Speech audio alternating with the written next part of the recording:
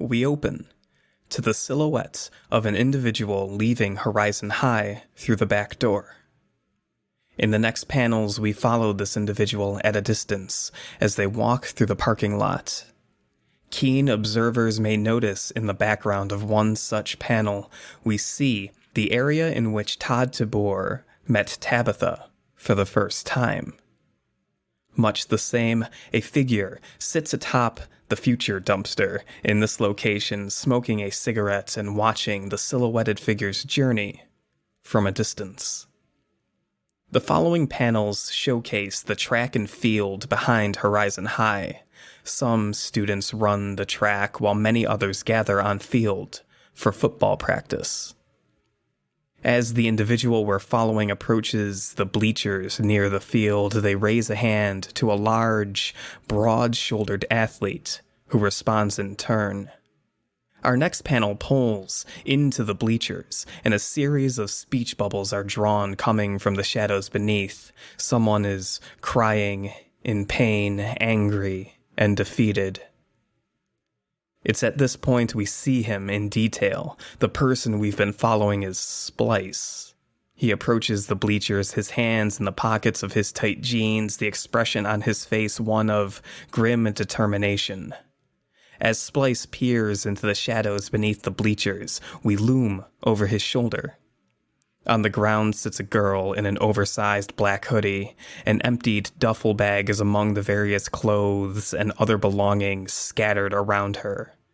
She holds a torn, blood-soaked t-shirt against her mouth and sobs quietly, completely unaware of Splice. "Mary," says Splice. She doesn't react. "My friend Pete told me about you. The sad girl without a home." "What?" she says. The text in her speech bubble is small and jagged. "You think you can give me a home?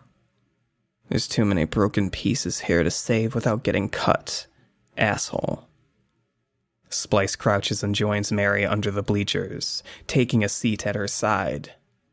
"No, what I want to do is give you the power so you can take whatever home you want. I'm not here to save you, Mary. I'm here to give you the opportunity to save yourself." She pulls the bloody shirt from her face and looks at Splice. Her lip is bleeding and bruised. Her eyes are red, wet, and tired. "I know how these things work. If you can really do that, what do you want from me?" With a soft smile that does not match the look in his eyes, Splice says, "Only for you to use that power to help me see how messed up this world really is."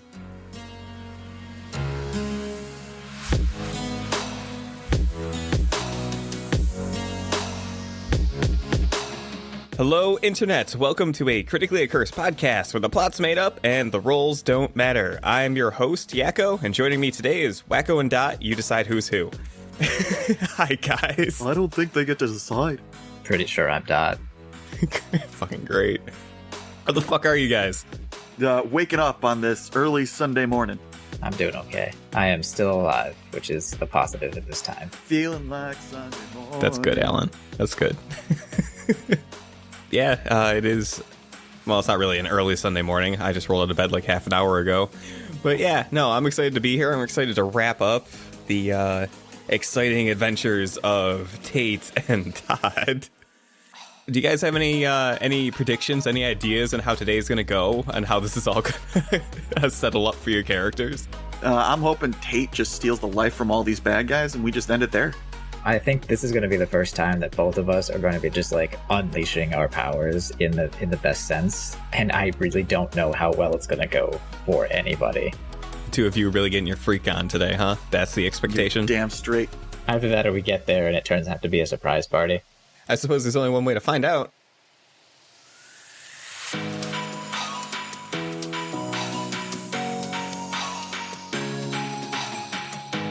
What I would like to do is I'd like to ask you guys to kind of reframe the scenes that we're coming back into. You know, we ended the last issue on some pretty dramatic panels that are setting up the action for today's issue.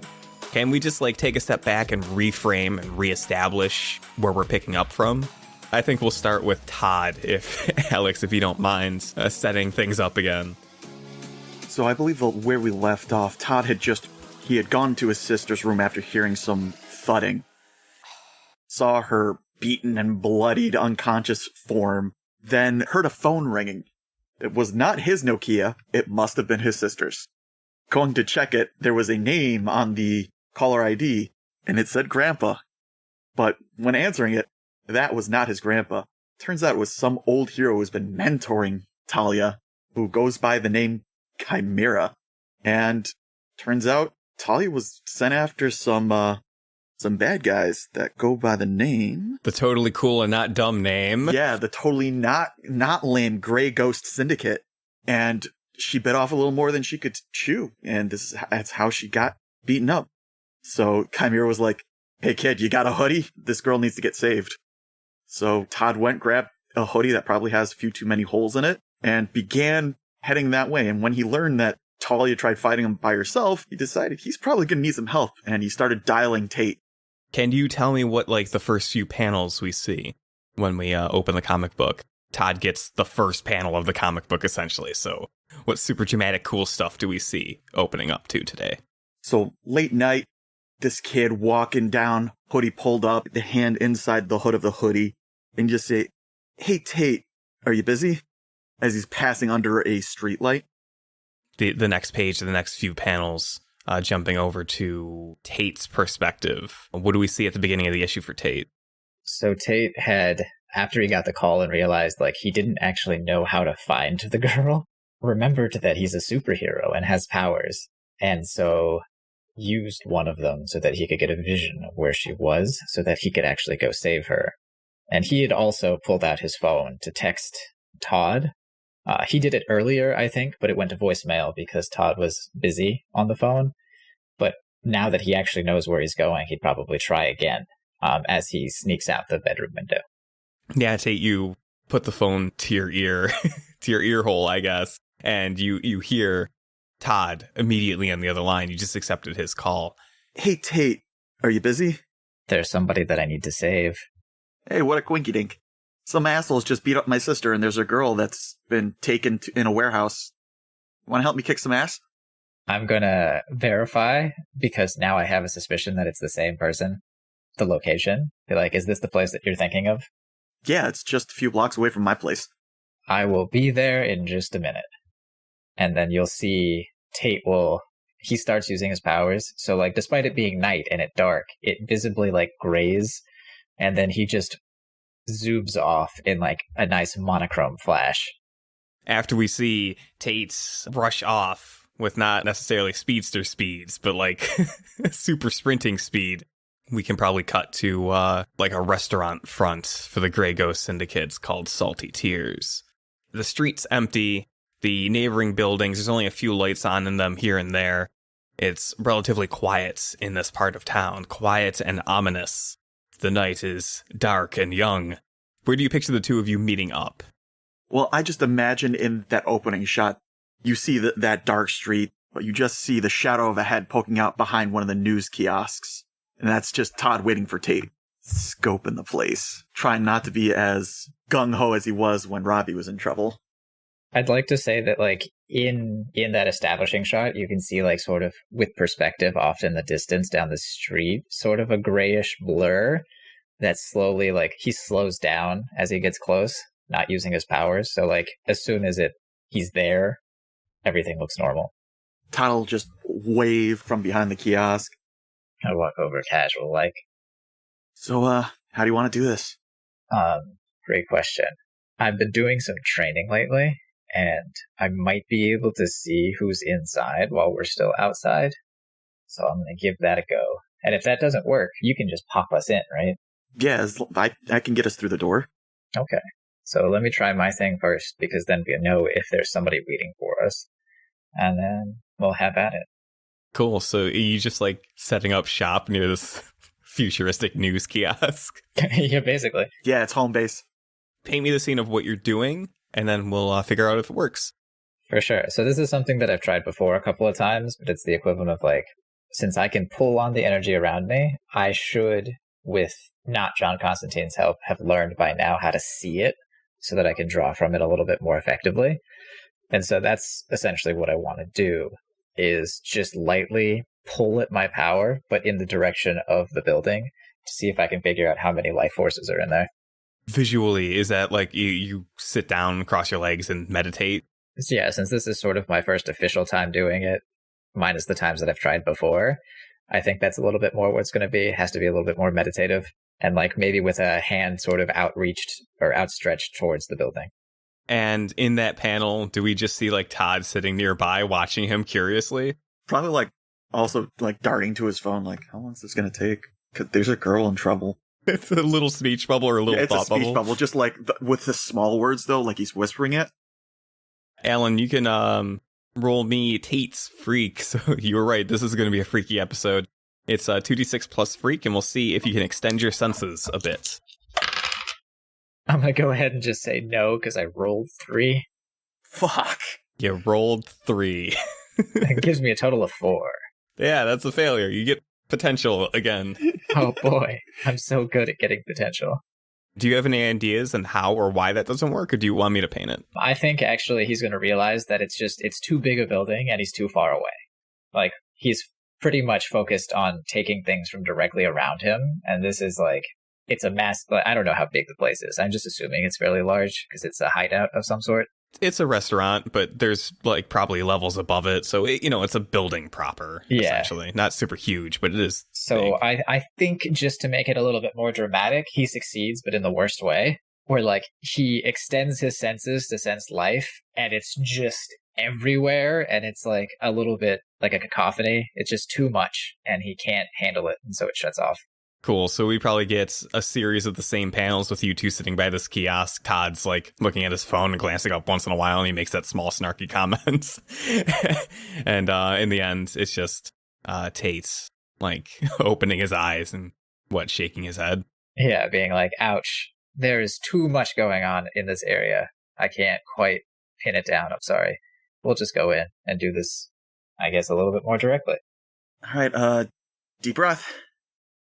Hand on the shoulder, and they go for a walk through the other dimension. Yeah, I think that's fine, and we can kind of figure out where you end up or how far you get based on how you roll. You're also using your powers to overcome an obstacle, which is stealthily and directly just walking into the joint. So if you would like to attempt to succeed where Tate failed and rolled 2d6 plus freak. I have an 8.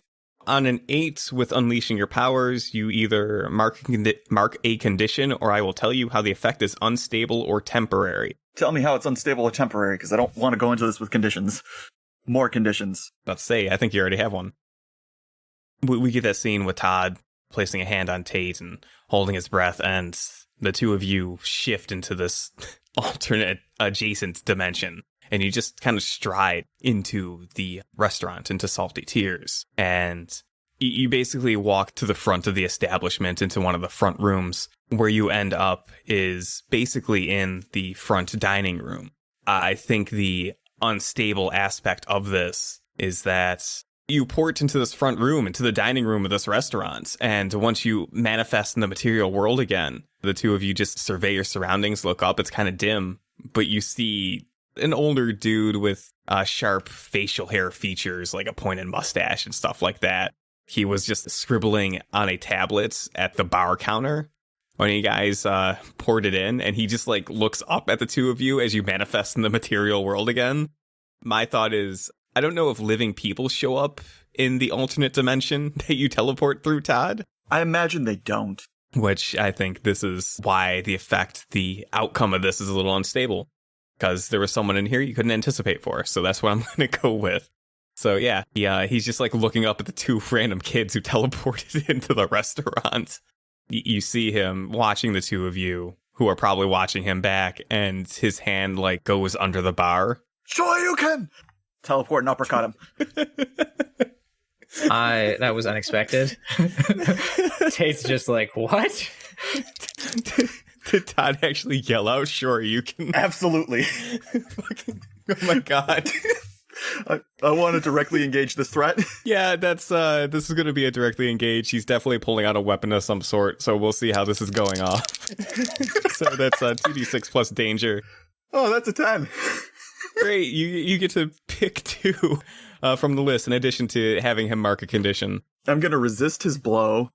I'm going to take his weapon from him. Sure, perfect. I'll tell you what he was pulling out, and then you can just have full control over the scene. Okay. So I'll let you kind of paint the scene, since you're the big, huge winner today. He was going to pull out, or he is in the process of pulling out, like a heavy, futuristic metal baseball bat. Feel free to paint the scene however you want. You succeeded perfectly. He'll take his arm off of Tate's shoulder and see that he's reaching for something. Todd honestly thought he was going for maybe like an alarm button. So he teleports away, goes right in front of the old man, and pops into existence just as he starts getting the force for the hit, just straight under the jaw, and grabs the bat that he turns out he was grabbing so it doesn't clatter to the floor. And he just kind of rests the old man down so he doesn't make a loud impact on the floor. Tate, you see your buddy Todd pull off this super sick teleporting Shoryuken and one-hit KO this guy. I'm impressed, and I'm happy to let him take the lead. I keep the bat with me. Yeah, that's fair. You now have a baseball bat. You guys are in the main dining room bar area of Salty Tears, and all is quiet. There's an unconscious dude on the ground. There's a tablet that he was working on the bar, and there's probably a few doors off to the side that lead to bathrooms. There's a door that obviously leads to a kitchen, and then there's another door kind of near the kitchen door that leads further back into the establishment. Todd's going to look at the tablet before moving on. If you check out the tablet, it's a ledger. I'm going to take the tablet just in case, just to hold it with me for now. I don't know if this is restaurant numbers or crime numbers. Actually, I just had an idea. This is a restaurant, and since this is the future, I imagine that just like now, everybody has to have one of those fire escape plans somewhere, so you can see like where the exits are and what the basic layout of the building is, so you know how to get out. I'm gonna see if I can find that. Yeah, so it sounds like what we get after this dude is a Shoryuken to oblivion is we get a nice little panel or two of you guys just scoping out this main room. Todd, you have the bat in one hand, you look at the tablet and you slowly pocket it just because it could be crime. It could be evidence. And Tate, you survey the area and you look for like a fire escape plan, maybe anything else. If you guys would like, it's a good opportunity to make and assess the situation check. Sure. What do you need to make the roll? 2d6 plus superior. I can roll that. Yeah, superior is my weakness. And actually... So, Todd, you can roll it, and then depending on how you roll, Tate, you can help him by spending a team point to give him a +1 if he doesn't meet a full success or something like that. Well, so here's the other thing. I can use my criminal mind here as well. Because when I assess the situation, I can also ask what's useful or valuable to me, how can I infuriate or provoke an enemy, and what's the best way in/pass. That is a 9. So would I spend a T point to bump it up to a 10 to turn it into a success? 7 to 9 is a success. Oh, 9. Okay. No, 7 to 9 is a partial success. I think you get 1 based on just the assess the situation. Todd, your special thing might give you another. Yeah, I get more options to ask. Right, but if it was a 10, you get to ask 2 questions. Do we want 2 questions or 1 question? Yeah, that's up to you if you want to spend the team now.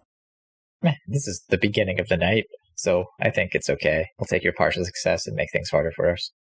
Okay, so you're taking the partial success? Yeah, I think so. The other thing to note about assess the situation is that depending on what you ask, acting on the answers, you get a +1 to your rolls. So, Todd, you get to ask 1 question plus whatever your playbook gives you. Okay. So, what is the best way down without being seen? The short answer is probably teleporting, like straight down. But considering you walk when you're teleporting, I don't know if you have lateral movement. But Todd, you have this tablet, and just kind of casually flicking through it, you find that there's kind of an enhanced floor plan. And this suggests that there's actually a secret way down in the kitchen. I knew it had crime on it. Yeah, big crime. You actually find the folder labeled Big Crime Files. Haha, I'm gonna be a hero after all. It's actually B.C.F. It doesn't say crime, but it totally seems like it's Big Crime Files. Alright, so that's that one. So that would be the one from mine, the best way in. What could we use here to get an advantage over the people who are holding his not girlfriend? To get an advantage over them, I think that the tablet that you picked up, honestly, that's probably a good bargaining tool. It seems to have big crime files on it. So if you threaten to like leave and turn it into the police, it probably won't destroy their operation, but it's probably a significant enough setback that you can use it as a bargaining tool to maybe get the hostage out of here. Excellent. We're just going to turn on the gas, blow it up, and leave. Todd is definitely going to say that as a joke. How delinquent of you. Okay. I mean, that sounds good to me. I don't know if we want to blow up a place, considering that I think like other people live in the surrounding area, and that might not be the best thing to do. You're not very good with sarcasm, are you? I don't have friends. He is totally just going to just giggle at that. Fucking awkward exchange. Amazing. So we get a few panels of your quote-unquote witty team banter. And yeah, what's next? Fuck, dude. Secret kitchen. You guys head into the kitchen, and true to the information that Todd has found, you find a button that if you press, it kind of moves the kitchen center aisle to the side, revealing... secret escalator. Yeah, never mind. It is a secret escalator. It's definitely stairs, but if you step on them, they will start moving for you. I hope they only go in one direction. Like, these are like, doesn't matter, like, when we're trying to book it out, if we, like, get on the stairs, they just only go down. Yeah, you actually see, now that this thing has moved out of the way, there's a little piece of ground in front of the stairs that has been revealed, and it does say down only. Yes, this makes it so much more fun. So you guys head down? As stealthily as possible on an escalator that has just started moving. Sure, yeah, it's actually really quiet. It's like it's designed to be a secret entrance, so it makes zero noise, and... once you descend a significant amount, you will notice that like the light from above from the kitchen goes away because the secret entrance has sealed itself over. But the escalator will take you down to the bottom level and deposit you in kind of a small storage room with tiled floors and off-white walls. It smells kind of stale down here, but there's a few boxes and stuff scattered around. It's definitely a storage-esque room, with a clear path leading to a door straight ahead that's cracked slightly open. And you can't make it out too clearly yet, but you can hear the sounds of some people murmuring and talking behind walls and in the distance. So because it's a comic book, we can see a door and there's like a tiny speech bubble with like little things coming in it, but we can't read it because it's too far away or too quiet. Exactly. I want to go closer and listen in, but I also want to check these boxes. I just look at Todd. Want to listen, or do you want to go through the boxes? I'm good for either. I'll go listen. All right, I'll see what they got. And if possible, Todd will try and scavenge through the boxes to steal more stuff. Yeah, we'll do that first. Todd, you open this first box, and on top it's just there's several bottles of wine that are kind of just organized nice and neat on top, but yeah, you have a sharp mind about you. You're pretty superior. I've watched a lot of crime shows. Yeah.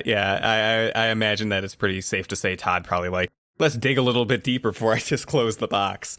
Removing that top layer is definitely like a false top to just conceal the actual contents of the box. The wine's real, but there's not more wine underneath it. And once you do that and move around some packing peanuts, some futuristic packing peanuts, I guess, you find a hoard of, honestly, they look like condoms. They're little well-sealed packets, but being a delinquent, you recognize to be basically patch drugs, something you slap onto your skin and fills you full of drugs. The specific type of drug you're not certain with. You know, a lot of drugs are done via patches these days, and they're not labeled. I'll whisper over to Tate, you want some wine? I just look at him and shake my head. How about drugs? I shake my head harder. Wonderful. Can we say that the boxes are like right by the stairs, and then so Tate went closer to the wall, so you still can't see any of the words until the perspective shifts over to Tate. After that exchange, I think we do shift the perspective, and we shift over to you, Tate, as you're listening near the door to try to make out some of these words. It's still difficult to make out too many specifics, but you do hear the sounds of one guy kind of saying stuff along the lines of, I like doing things the easy way, but unfortunately you're tying my hands, and I think we're going to have to start doing things the hard way. Just tell me where the kid is, and we'll let you go. And you hear what has now become kind of a familiar voice in response. I told you I don't know where he went to. You're wasting your time, and I have a lot of strong friends that are going to be really pissed off of what you're doing. Flex slightly in the background. Todd, out of the corner of your eyes, you notice Tate flexing slightly. And the last response that you really pick up before I'm going to ask you what next is the initial guy saying, "Let's start doing this the hard way then." I think this is when we usually say roll initiative. Sure. So what you're busting down you can also see, I guess, through the door because it's cracked open. There's a hallway in front of you, a few doors off to the side, and you can kind of see that the murmuring. You see the speech bubbles of the murmuring coming from a door straight down at the end of the hall, but you do pass a couple other doors on the way. Okay. I'll motion for Todd to come over and point down at the end and say, things are about to go down. Well, puts a hand on his shoulder. Shall we go kick in the door? Like nod and take a deep breath. Let's do this. And we go. Teleport over. I don't see any reason to make you roll for this one. You're not teleporting that far of a distance. You guys bamf from this little storage room straight down to the end of the hall through the door. From what you can see, in this other dimension, this seems to be like a larger room than the one you were previously in. It's like 3 times the size. The middle of this room has been kind of cleared out, and there's a whole bunch of boxes and maybe like an old pool table or something pushed to the side. I imagine specific details are a little bit hazy in this teleporting dimension. The lighting's a bit off here too. You guys just gonna materialize in front of the door inside the room? Yeah, right inside the door. I wouldn't want us going further in where we could be surrounded. What's going on, guys? With a bat over my shoulder, Tate right next to me. Still have my hood pulled over my face, too. I think we both do, actually. So 2 hooded teenagers standing there, one holding a bat, and the other just has his hands in his pockets. And like in this shot, we don't see either of your full faces. Like the top half of both your faces are just cast in shadow. And then the panel's perspective spins around to see what's in this room. And like I said, there is a lot of other boxes, and there's like a actual wall with wine in wine holders covering one side, some boxes. There is an old pool table. But this middle of this room is cleared off, and there's a single fucking light hanging from the ceiling. And there's a chair with a familiar girl sitting in it, kind of duct taped to it. Tate, it's your girlfriend, Mary. Todd, I don't think you got a super good look at Spider-Woman, Mary. No, I was busy with dealing with Tabitha. So you probably don't even really recognize her. But there is a girl about your age duct taped to a chair in the middle of the room. And the other things we see is there's one guy, he's kind of thin, mostly muscle though, standing in front of her just a few feet. He's cocking his head over his shoulder to like give you guys a sideways glance. And he has on like a fucking trilby, I guess, and vest over bare like chest. a... No, bare chest. Bare chest? You want bare chest? All right, sure. Yeah, he has a trilby, a vest, no shirt on, and like slacks and nice gangster shoes. And over his shoulder is a tire iron. And he's giving you guys a sideways glance. And then on one side of him are like a small group of 3 goons, but also on the other side of him, there's a small group of 3 goons, just rough and tumble gangster types, you know, various sizes and shapes, various levels of strength. And, you know, they all look like not thugs. They're kind of low level classy gangsters, I guess. And dude with the tire iron turns to face you guys. Who the fuck are you? She did tell you we were coming. Yeah, from behind him, she says, "Quick, kick their asses and get me out of here." And the dude with the tire iron just kind of starts laughing. And he like looks to his boys like, this can't be for real. Why should I kick their asses when I've got a little thing called leverage and I'll pull out the tablet? And that's when the laughing in the room kind of dies down just a little bit. And the dude with the trilby and the tire iron just kind of shakes his head, does a bit of a face palm, and says, "Fucking damn it, Jimmy. You have one fucking job, Jimmy." Really weird you leave all your data with an old man of all people. What can I say? He's supposed to have a head for numbers. Why is this dame so important to you? Oh, she's not to me. You guys hurt someone who's important to me, though. You got to be more specific, kid. Hurt a lot of people. Earlier tonight. Oh, the wannabe superhero. Yeah, that's the one. Shame she didn't put up more of a fight. Some of the boys in the corner snicker. Well, it's hard to put up a fight when you're a coward like you. 7-on-1? What can I say? I like winning. But Less of a coward. You have the tablet. Let's talk business, huh? You want a seat? You want some wine? You want some slappers?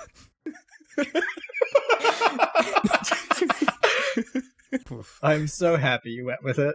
Have one of my boys cook you up a nice dinner? Like spaghetti? Let her go, or it goes to the cops. All right, say I let her walk out of here. Cut her free, let her go. No questions asked. What guarantees you're going to leave that behind? Let her go, I'll break it right here, right now. What if we just break you right here, right now? How did I get in here? I'm assuming through the door. I wasn't really paying attention. That door hasn't moved. One of the boys says, he's right, boss. The door didn't move. They just kind of, poof. And he nods. And he says, oh, you're one of those, superpowered types. That makes sense. Still, though, if you can teleport, what's to say you don't just leave? With the tablet, with the goods. I let her go, you just bamf on out of here. Because she'd have to try and get out by herself then. I'm a man of my word. He sizes you up a bit. He glances back at her, and she just says, just take the goddamn deal. Let me out of here. I told you I don't know anything about Splice. He's been gone for a while. Just let me go. And he looks back at you guys. He gestures at her, and he says, why don't we keep talking business then? You know her that well? You know this Splice character? Met him once, don't like him. Tried to kill me. You've, seen him around? Not since Remembrance Day. If you know where he is, let me know. I still owe him a few broken teeth. Well, here's the thing. I need to find him. I want to find him. I have a vested interest in finding the guy.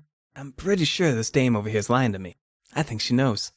Think you can, we can call this a wash if you get the truth out of her. Well, what would the Grey Ghost Syndicate want with Splice? Asking a lot of questions. Well, why we want him is not that important.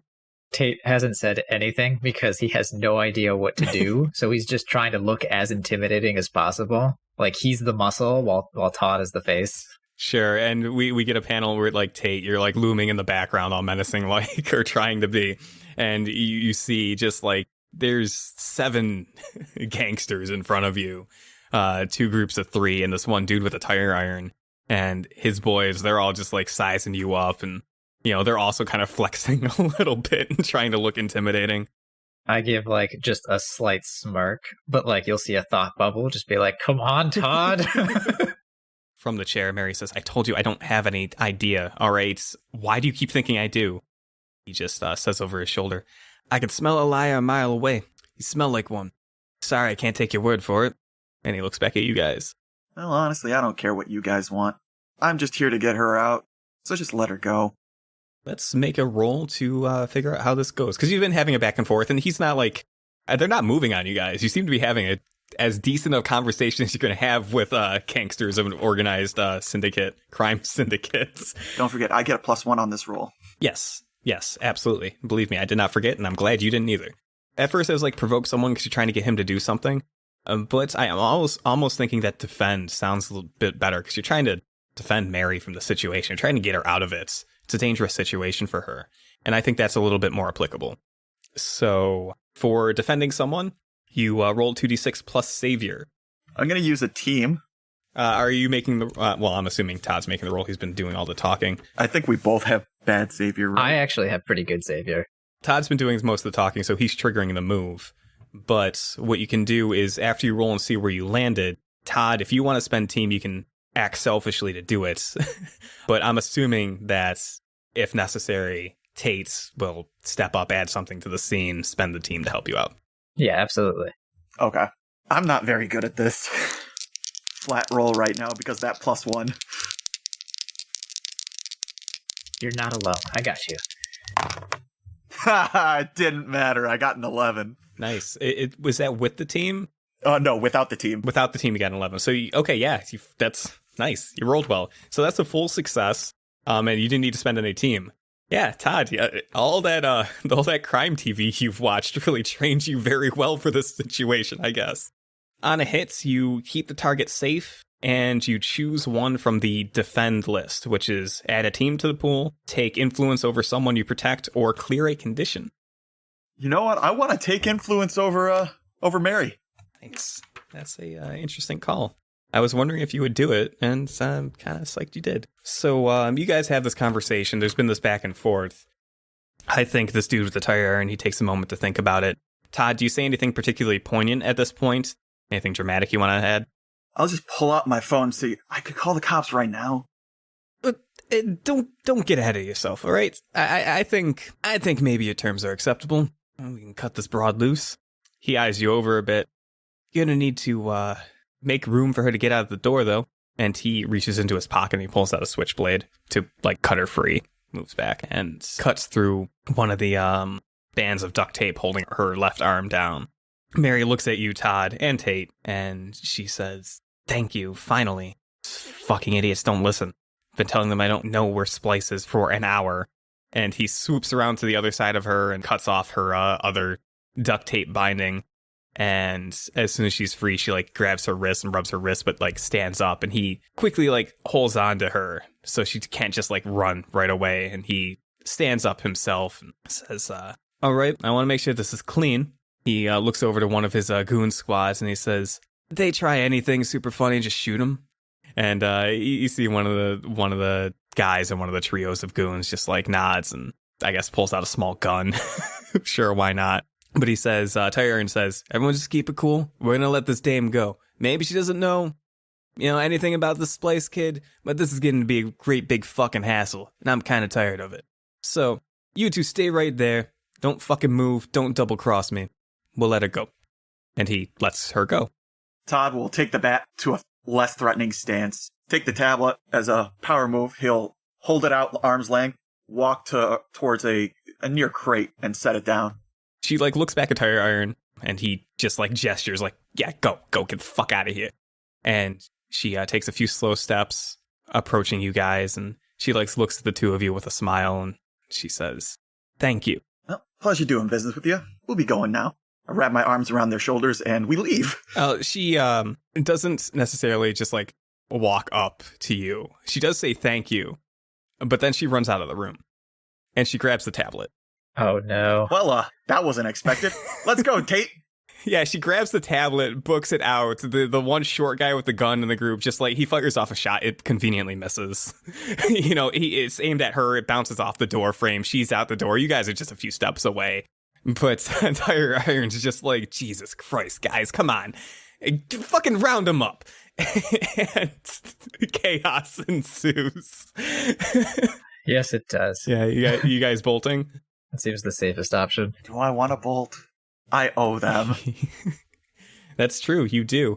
So that one gunshot missed, and Mary's effectively out of the room at this point. So you two are right by the door. The guy with the gun, he turns his attention on you. Some of the bigger guys crack their knuckles and start bearing down at you, and Tire Iron starts rolling his neck. You're pretty sure everyone in this room is just going to go after you guys. I'm ready to go. Either make this a fight or just leave, but leaving would be my preference now. And I'm not sure if I would care if she gets caught again. No, after Talia getting beaten up, Todd has to do it. So, watching her run past, his head's just gonna snap what the fuck just happened? He's gonna look back to him, see the guns pointed at them now. Everyone's getting ready to beat him up, and after here, round him up. He's gonna sigh, look at Tate for just a split second, just shrug, raise the bat, and teleport in. And in that same moment, Tate, you see all that, and you notice that the other group of goons, one of them also has a gun in his hand. It's a small handgun, but he is armed with a gun as well. Some short dude. A Tire Iron does not have any guns. He just has a tire iron and a knife. What a badass. Tate's going to try out one of his new moves that he got from advancing last time. His Nova power. So essentially, he sees this. He sees Todd just kind of resignedly jump into the fight. And it's just all right, well, we're doing this. And then you'll just see sort of energy crackling around him as he tries to create a moat of energy. So let's see what happens with Todd, see how that plays out. Then we'll figure out how much burn you generate, Tate, and then we'll kind of see how the how the scene carries on from there. So Todd, yeah, you're absolutely 100% directly engaging a threat. You're directly engaging a small group of goons. Roll me 2d6 plus danger. That is a 10. You get to pick 2 from the fancy little list. I'm going to resist their blows, and I'm going to frighten them with the speed and ferocity of my teleportation / blows from a metal baseball bat to their human bodies. Cool. Paint me a nice visceral picture of that. So now he has the layout of the room. where people are standing in mind. He can be much more precise with his movements. So the first thing, he's just gonna start spinning around with the bat in that first movement, blink out of existence, rush over, and snap the arm, basically, of the guy with the gun. Because I'm assuming he's got his arm extended, ready to fire, hit the elbow in an upward angle. So he has to drop the gun. Right. And the shot goes wide. From there, just kicking out his legs, bring the end of the bat down, planting him into the ground, and just holding the bat straight at the other two, ready for more. And the other two, they're kind of bigger guys. They're definitely bigger than Todd. And I think even that display, you're right, definitely does, like, instill in them a sense of fear of what you're capable of that wasn't there before. Like, they hesitate. They just, like, look at you and then, like, look at each other and then look at their buddy who's just been crippled on the ground. So it looks like they're going to hesitate for a moment and probably not go after you based on that, which plays into avoiding the blow as well. And then we, of course, see Tate beginning to charge up in the background of that panel of the last of your super cool, awesome destroying a dude with a bat panel. And then the scene shifts perspective, and we get a more detailed close-up on what's going on with Tate. Tate, you're charging up. Why don't we see how much burn you generate, and then you can describe to me what we see in the panel. All right, sounds good. So I am rolling my conditions, essentially, and I have 2 of those. All right, that is an 11. Nice. Which means you do generate burn. You generate 3 burn. So I am going to spend a burn to create a moat. So it's a barrier that holds back threats as long as I pay attention. So essentially, like, you see me engage my powers. So as before, sort of there's a dark shine around me and everything else goes a little bit gray. And because obviously these are bad guys and I don't care as much about them, I'm using their life force to fuel the barrier to protect me from them. So you just see like a little bit of energy leave all of the bad guys. It's like a ripple in the air that we can see because we're viewers, but they can't see necessarily. At that point, what we see is from the other goon squad, a shot from the gun goes off, but this barrier, the bullet just stops or disintegrates from this barrier that you're projecting. Like, even Tire Iron, he, like, strides to step forward, probably going to, aiming to swing on Todd or to approach Todd, but he, like, collides with this barrier projecting. And he just, like, shakes his head and he whacks on it with the Tire Iron once or twice. And I imagine you can feel the impact. Like, he's not only expelling, like, physical strength, his own energy to, like, bash at this thing, but there's probably a little bit of reverb. For sure. Like, it's completely invisible to everybody else until, like, he smacks on it. And then you see, like, little ripples. Like, when it's from my perspective, you can actually see the barrier. Yeah, he's just whacking away at it. And he's just, like, looks over his shoulders, especially at the 2 goons that Todd kind of instilled the fear of God into. And he just says, don't just stand there. What are you doing? Get him. Like, effectively, the enemies are kept at bay, at least for now. Todd, you have a pretty good opportunity in front of you to do you both have a pretty good opportunity in front of you to make another move to carry the scene forward in your favor. I think the correct way to go about this is ending Tire Iron, not killing him, but knocking his ass out. Sure, what does this look like? Set me up. This looks like Todd smirking, putting the baseball bat back over his shoulder, lining it up with Tire Iron's head, like pointing it at him, then pointing off to the corner of the room, and then disappearing. And when he blinks back into existence, wham in the side of the head. Give me that directly engaged roll. That is an 8. So I only get 1. I'm going to take his consciousness from him. Nice try. I think I'll create the opportunity for my allies, hopefully in disabling the boss. But he's going to whack me real good with that Tire Iron. I think that by creating opportunity, basically you're taking his attention, or you're making his attention fully focused on you. You know how this plays out. Why don't you give it to me? Like, how's the action scene actually play out? You teleport over to him and you take a swing. What happens? So the initial swing's probably going to miss, and he's going to maybe even catch it. Like, oh, I saw your movements now. And then just a short little mixed panels where it's like each one trying to dodge the blows, trying to get a decisive hit. And maybe Todd landing a really good one on his arm that's got the switchblade in it, causing him to drop it, but he does a good hit with the Tire and causing Todd to drop the bat. Fucking Star Wars Jedi battle with a Tire Iron and a bat between the 2 of you. As he basically says, I don't know what your friend's doing, but Thank you for delivering yourself to me. He just gives you the solid hits, like right to the arm that is holding the bats. And you feel it like in your bones. It's a nasty hits. But how does that make you emotionally feel? Getting struck. Bruised. Oh, okay, bruised, yeah. Your ego has been bruised. Probably angry. This motherfucker beat up my sister, and now he's trying to do the same shit to me. He just gets that one hit in, and he becomes relentless. I don't think you drop the bats, but it gets to this point where, like, you're focusing on defense, I think, because he's just whacking away, one at the other, really trying to lay into you. But his attention is completely off of whatever Tate's doing. So Tate's an angry person. He's had that condition for a long time now. Seeing Todd like, all right, I'm going to end this, and then slowly start getting beaten up, Tate's going to be like, that's not okay. I like Todd. He's my friend, potentially my only and first friend. So what I want to do is have him just kind of let go in terms of like he's been holding this barrier to keep keep himself safe, to just keep everybody occupied trying to wail on him so that they wouldn't hurt Todd. But I think he's just going to like expand it and just slam all of the goons up against the wall, and maybe if he can hit Tire Iron also to get him away from Todd. So this is sort of less using the Nova power and more just using like his own power. Instead of directly engaging, I think this is more of a power flex. You're doing something interesting with your power to affect the environment or the situation in a unique way, kind of just push everyone back, or all the enemies back anyways. I'd have you roll 2d6 plus freak to see how you do. You might need to help me with this, Todd, with a team point if you can. You're going to take a team because he's distracted from me. Oh, do I also get that anyway because he created the opportunity? Well, this is for the whole team, for the whole field. Though I suppose we can say that like the goons are also kind of distracted by the epic beatdown that's going on between Tire Iron and Todd. So sure, you'll get a circumstance +1 to this.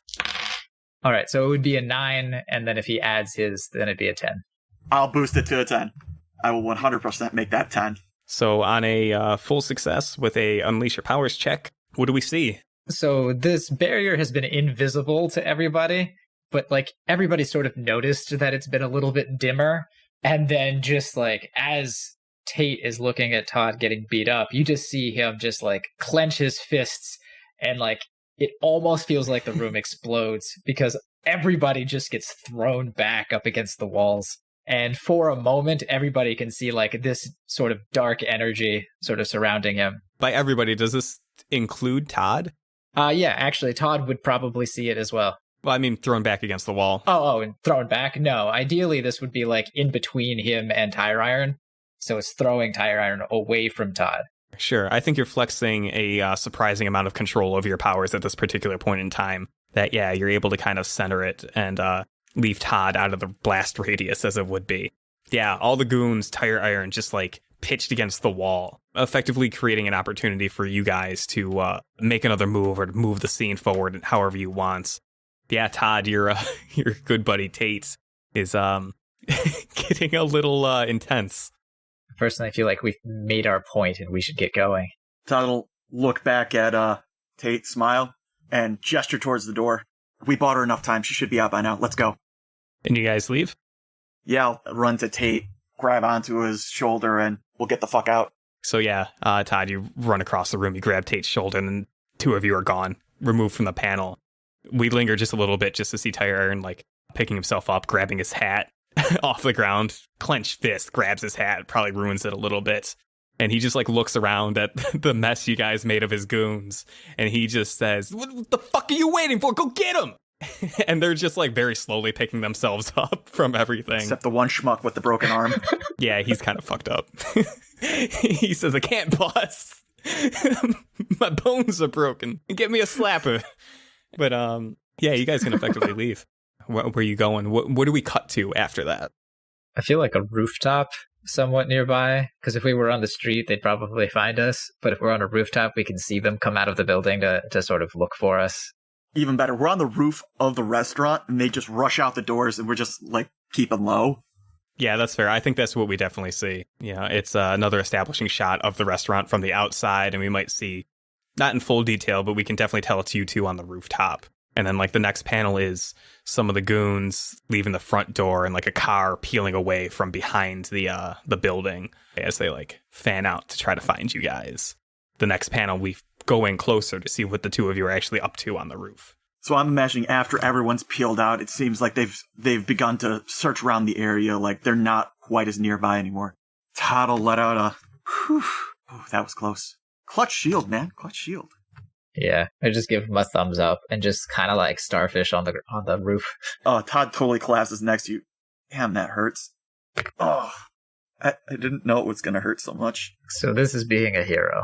I didn't know that the person that we went to go save would sort of just cause problems for us. So we totally have to find her and get that tablet, right?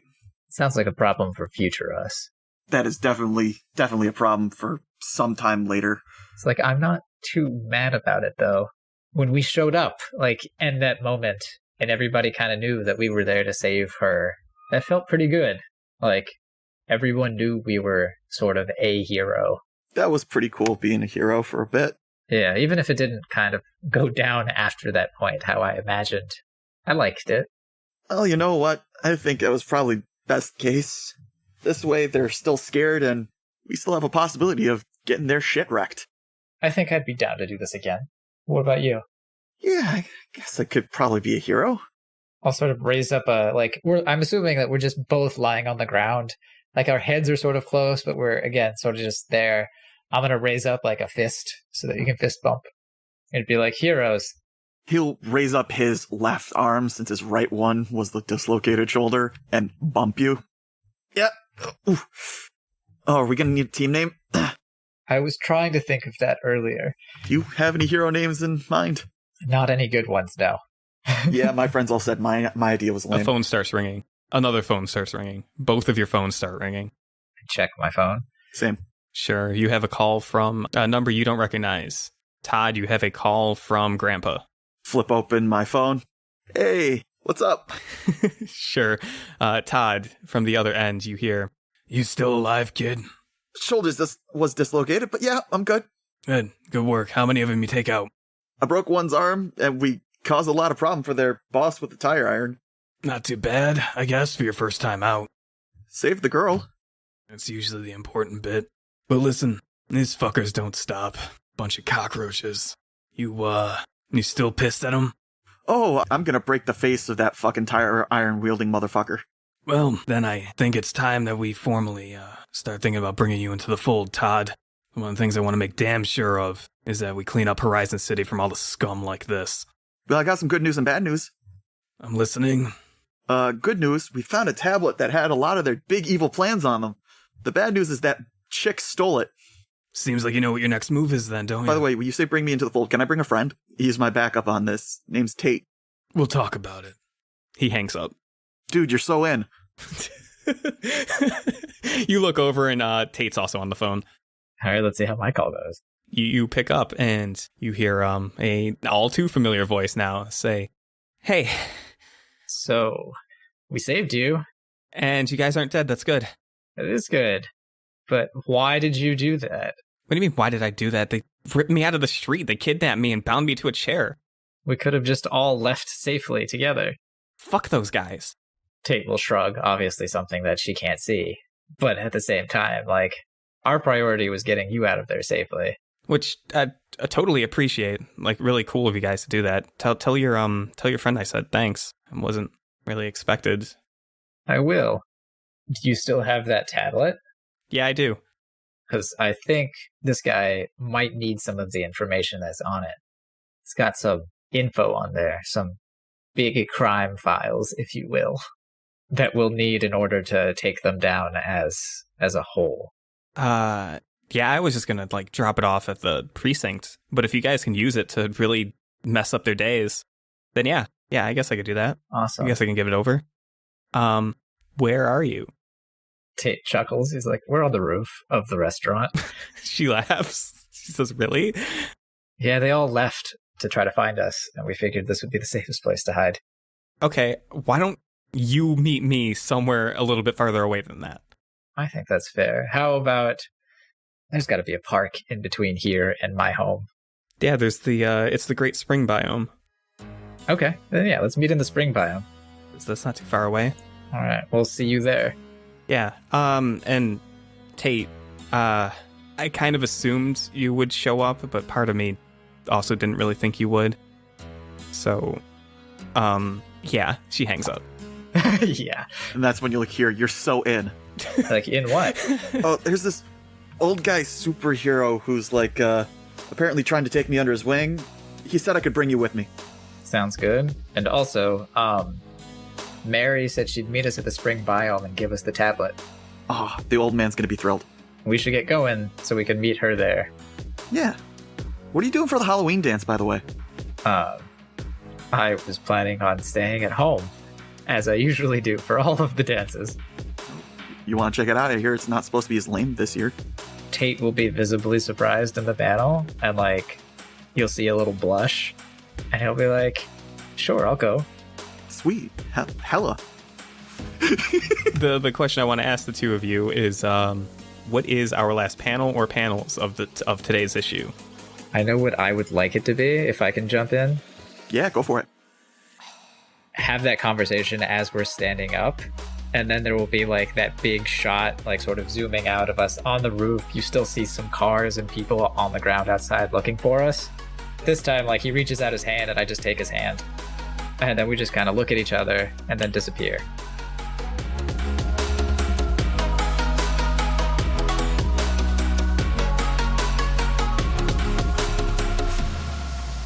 Hello, Internet. It's Mr. Critically Accursed popping in at the end of the issue to say thank you for listening to Horizon, Volume 2, Issue Number 5, B.C.F. If you've enjoyed this content and the other content we've produced on a Critically Accursed podcast, scroll down a little bit for some social media links and a fancy little link to our Discord if you want to hang out. Wink wonk. We have plenty more content to come. We're only, at this point, like a third of the way through Volume 2, so keep listening. Keep listening, keep enjoying, and I'll catch you next time. Finger guns. You're a superhero.